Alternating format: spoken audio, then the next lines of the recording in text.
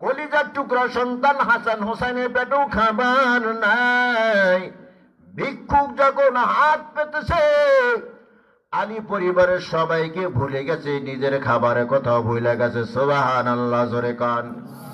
আলীর সামনে ওই আয়াতে কারিমা চোখের সামনে বেশি উঠেছে, ওয়ালা সাউফা ইউতিকা রাব্বুকা ফাতারদা আলাম ইয়াজিদকা ইয়াতীমান ফাআওয়া ওয়া ওয়াজাদাকা দাল্লান ফাহাদা ওয়া আম্মাস সাইলা ফালা তানহার ওয়া আম্মাস সাইলা ফালা তানহার। যদি তোমার কাছে কেউ কিছু চায়, ধমক দিও না, সাধ্য অনুযায়ী দিয়ে দাও। আল্লাহু আকবার বল। আলীর সামনে হাত পেতেছে। আলী নিজের কথা ভুলে গেছে, বিবির কথা ভুলে গেছে, ছেলে মেয়ের কথা ভুলে গেছে।